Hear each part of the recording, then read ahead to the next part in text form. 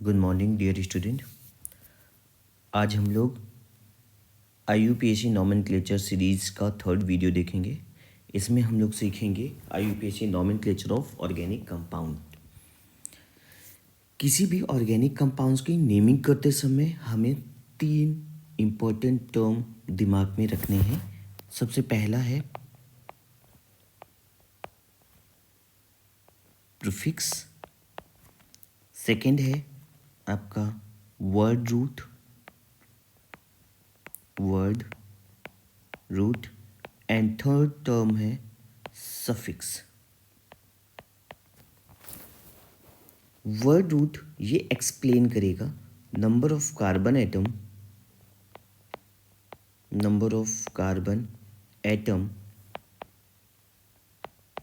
इन main chain, या जिसे हम पैरेंट चेन भी बोलते हैं, इन मेन चेन।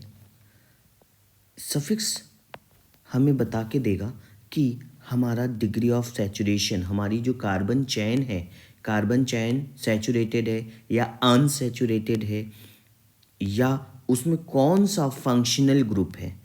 तो ये दो चीज़ें एक्सप्लेन करेगा, एक तो nature of carbon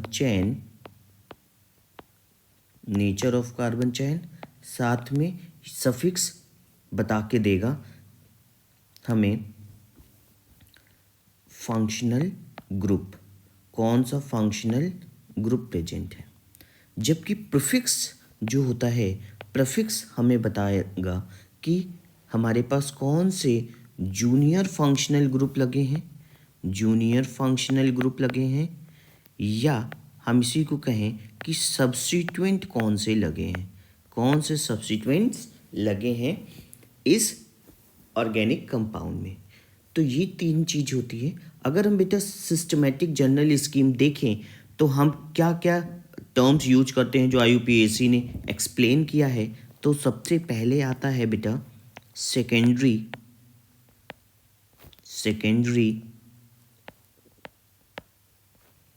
prefix,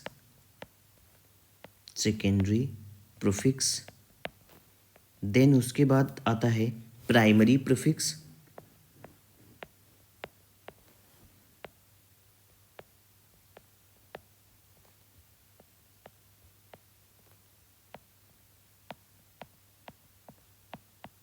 then उसके बाद आएगा आपका वर्ड रूट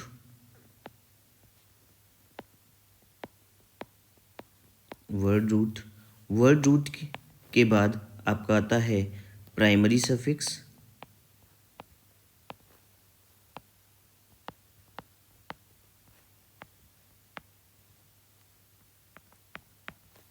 देन आता है आपका सेकेंडरी सफिक्स। तो हम एक बार फिर से कर ले। हमारे पास तीन चीज़ें हैं, प्रीफिक्स किसके पहले, रूट वर्ड के पहले, सफिक्स के बाद, वर्ड रूट के बाद लगने की चीज़।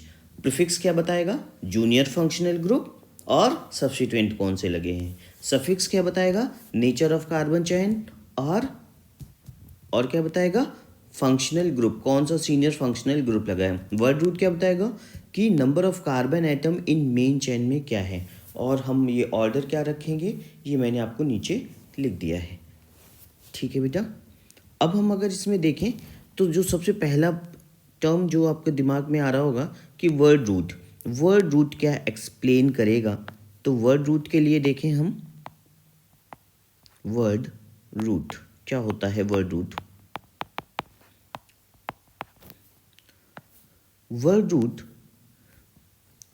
it indicates the number of carbon atoms present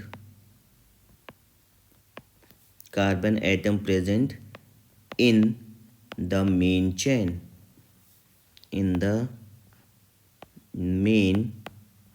chain okay. तो वर्ड रूट क्या एक्सप्लेन करेगा, number of carbon atom present in the main chain कि आपकी जो पेरेंट चेन है, जो मेन चेन है, उसमें कितने कार्बन एटम प्रेजेंट है। क्लियर है बेटा। तो नेक्स्ट टर्म हम क्या एक्सप्लेन करेंगे, प्रीफिक्स। प्रीफिक्स क्या होता है, तो हमें पता है प्रीफिक्स, प्री मतलब पहले, फिक्स मतलब लगा हुआ, जो भी क्या कहते हैं पहले लगेगा, मतलब रूट वर्ड के जो पहले लगेगा या वर्ड रूट के जो पहले लगेगा, दैट इज प्रीफिक्स। ठीक है, तो हम इसमें लिख सकते हैं it is the first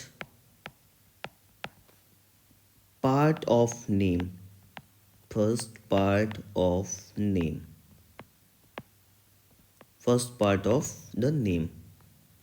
clear है बेटा। अब इसमें प्रीफिक्स आपके दो तरह के प्रीफिक्स होंगे। ठीक है, एक तो primary prefix,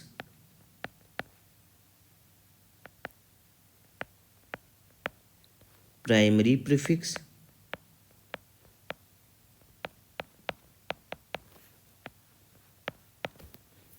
and secondary prefix. ठीक है, तो प्राइमरी प्रीफिक्स क्या बताता है, प्राइमरी प्रीफिक्स बताता है कि हमारा जो ऑर्गेनिक कंपाउंड है वो ओपन चेन है या क्लोज चेन है। अगर ओपन चेन होगा तो हमें कुछ नहीं लगाना है, लेकिन for close chain, for close chain हम एक वो लगाएंगे क्या, साइक्लो।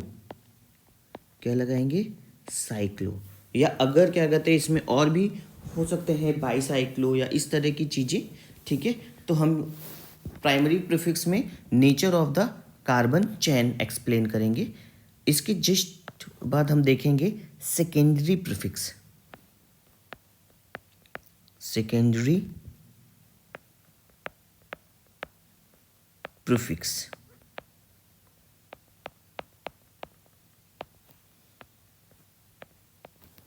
सेकेंडरी प्रीफिक्स हमें क्या एक्सप्लेन करेगा, सेकेंडरी प्रीफिक्स बताता है कि हमारी जो ऑर्गेनिक कंपाउंड है, उस ऑर्गेनिक कंपाउंड में कौन कौन से नॉर्मल सब्स्टिट्यूएंट और जूनियर फंक्शनल ग्रुप इसमें लगे हुए हैं। क्लियर है बेटा। क्या बताएगा,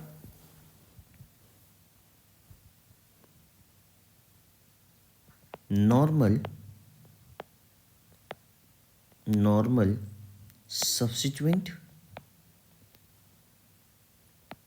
and junior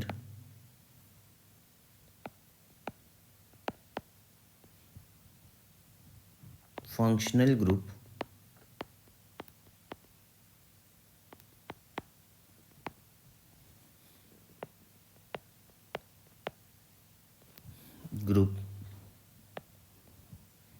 are treated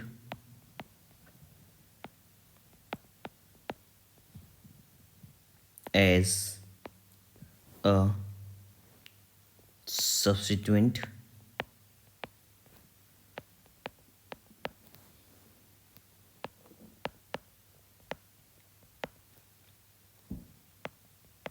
then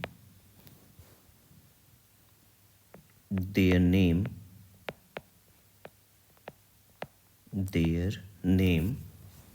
is treated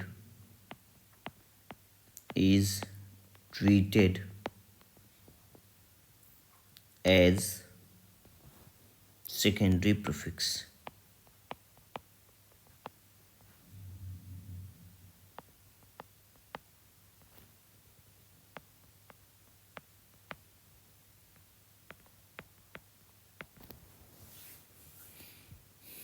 clear है बेटा। तो जो आपके, फिर से मैं बता रहा हूँ, सेकेंडरी सफिक्स प्रीफिक्स क्या होंगे, सेकेंडरी प्रीफिक्स होंगे नॉर्मल सब्स्टिट्यूएंट और जो भी जूस में जूनियर ग्रुप लगे होंगे, वो सब के सब किस तरह से ट्रीट किए जाएंगे, सेकेंडरी प्रीफिक्स की तरह। क्लियर है बेटा। अब इसमें कुछ आपके इम्पोर्टेंट प्रीफिक्स होंगे। जैसे अगर मान लीजिए मेरे पास कोई भी एल्काइल ग्रुप लगा है, एल्काइल ग्रुप का मतलब है जिसका जनरल फार्मूला होगा CnH2n+1। ये ग्रुप लगा हुआ है, तो जितने भी एल्काइल होंगे वो सारे इसी में आएंगे। सेकेंड जैसे एल्कोक्सी, मतलब अगर कोई RO ये ग्रुप लगा हुआ है तो हमारे पास ये जो एल्कोक्सी है ये भी एज अ सेकेंडरी प्रीफिक्स लगेगा। हेलोजन, हेलोजन भी ट्रीट किए जाएंगे किसकी तरह से, हेलोजन को, हेलो, इसको भी ट्रीट किए जाएंगे, हेलो भी ट्रीट किए जाएंगे एज अ सब्स्टिट्यूएंट। नाइट्रो, बहुत लोगों को इसमें कन्फ्यूज़न होता है, तो नाइट्रो को भी हम ट्रीट करते हैं एज अ सब्स्टिट्यूएंट, और ये भी आपका क्या कहते हैं सेकेंडरी प्रीफिक्स में ही आएगा। इसके बाद हमारा नाइट्रोसो, इसी जैसा मॉलिक्यूल NO, तो नाइट्रोसो भी आपका क्या कहते हैं एज अ सेकेंडरी सफिक्स रहेगा। ठीक है, और भी जो भी क्या कहते हैं फंक्शनल ग्रुप होंगे वो जूनियर फंक्शनल ग्रुप वो इसमें आएंगे। क्लियर है बेटा? एक जो मोस्ट इम्पॉर्टेंट पॉइंट है इसको जरूर याद रखिएगा। मान लीजिए हमारे पास एक से ज़्यादा सब्स्टिट्यूएंट लगे हैं, तो ये जितने भी सब्स्टिट्यूएंट हैं यानी ये जितने भी हमारे प्रीफिक्सेस हैं, ये सारे के सारे प्रीफिक्सेस हमेशा लिखे जाएंगे किसमें, तो हम ये बोल सकते हैं द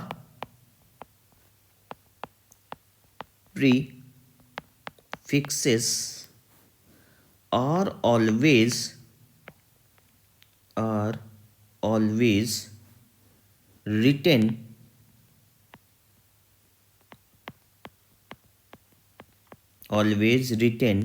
in alphabetical order। ये हमेशा अल्फ़ाबेटिकल ऑर्डर के बिहाफ पर ही लिखे जाएंगे। ये बेटा बहुत अच्छे से, इसमें बहुत लोगों को कन्फ्यूज़न होता है, तो याद रखिएगा ये हमेशा अल्फ़ाबेटिकल ऑर्डर में ही लिखे जाएंगे। ठीक है, और एक चीज़ इसमें थोड़ा सा दिमाग में रखिएगा कि जब हम इनकी पोजीशन, ठीक है, पोजीशन ऑन जो मेन कार्बन चेन को मेंशन करेंगे उसके बीच में हम क्या करेंगे, एक स्मॉल डैश का यूज़ करेंगे। ठीक है, ये चीज़ बस आप दिमाग में रखिएगा कि हम क्या कहते हैं जब भी सब्स्टिट्यूएंट लिखेंगे और जब हम पेरेंट चेन उसमें लेके आएंगे देन उसमें हम एक स्मॉल डैश का यूज़ करेंगे। ठीक है, अब हम इसमें आगे देखते हैं सफिक्स।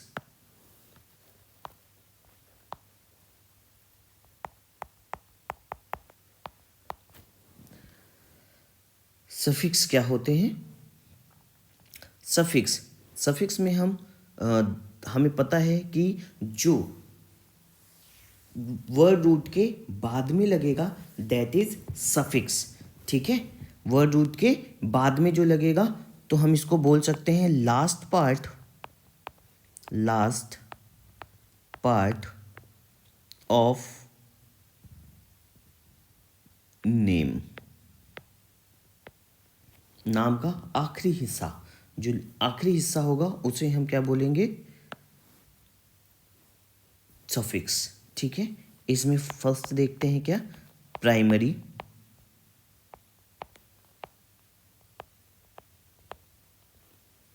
सफिक्स।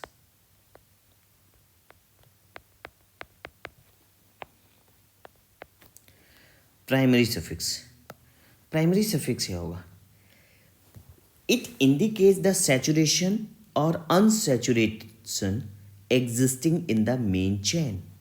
इसका क्या मतलब है कि ये क्या इंडिकेट करेगा, जो हमारा ऑर्गेनिक कंपाउंड है वो ऑर्गेनिक कंपाउंड सैचुरेटेड है या अनसैचुरेटेड है। तो क्या होगा, primary suffix indicates, it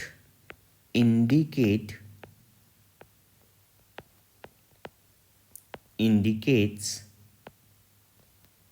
saturation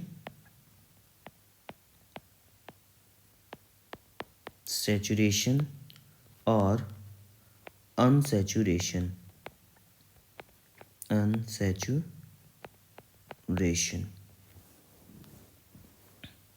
present in present in the main chain.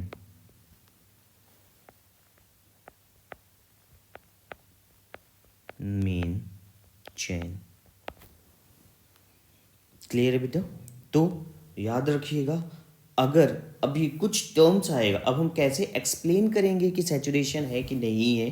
तो हमें अगर देखने को मिले कार्बन कार्बन सिंगल बॉन्ड, या अगर हम नेम के हिसाब से मिले, तो अगर मेरे पास नेम ऑलरेडी गिवन और हमें बताना है, देन तो हम देखेंगे एन अगर लगा है मतलब कार्बन कार्बन सिंगल बॉन्ड है, कार्बन कार्बन सिंगल बॉन्ड है। या अगर हमें मान लीजिए नेम नहीं दिया है, कार्बन कार्बन सिंगल बॉन्ड लग दिया है, तो हम क्या लगाएंगे? एन लगाएंगे। ओके, तो कार्बन कार्बन अगर सिंगल बॉन्ड है तो मतलब एन आएगा। अगर carbon carbon double bond present होता है, ठीक है, अगर carbon carbon double bond present है, डबल बॉन्ड अगर प्रेजेंट है, तो अगर carbon carbon double bond present है तो इन वर्ड लगेगा। अगर मान लीजिए एक से ज़्यादा है, दो डबल बॉन्ड है, तो हमारा क्या लग जाएगा? डाई इन। डाई इन कब लगता है? जब हमारे पास टू डबल बॉन्ड्स हो, टू डबल बॉन्ड्स, दो डबल बॉन्ड्स होंगे तो हमारा क्या लग जाएगा? डाई इन। ठीक है, अगर मान लीजिए वाई एन ई लगा है, या हम कहें carbon carbon triple bond, one triple bond present है, carbon carbon triple bond present है, तो वन जब carbon carbon triple bond present होगा तो हमारा आइन लग जाएगा। क्लियर है बेटा? और अगर हम इसी में देखें कि सेकेंडरी, सेकेंडरी सफिक्स क्या एक्सप्लेन करेगा? Secondary suffix, secondary suffix explain करता है कि इसमें कौन सा फंक्शनल ग्रुप अटैच है, इस ऑर्गेनिक कंपाउंड में कौन सा फंक्शनल ग्रुप अटैच है। तो अगर हम देखें तो इसमें होगा it is used for the principal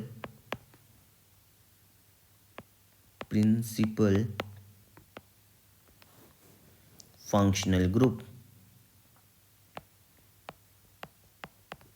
तो कौन सा इसमें प्रिंसिपल फंक्शनल ग्रुप या मेजर फंक्शनल ग्रुप अटैच है, ये बताएगा आपको क्या? Secondary suffix. क्लियर है बेटा? तो ये था जनरल स्कीम बेटा। नेक्स्ट वीडियो में हम डिस्कस करेंगे नेमिंग ऑफ सैचुरेटेड हाइड्रोकार्बन।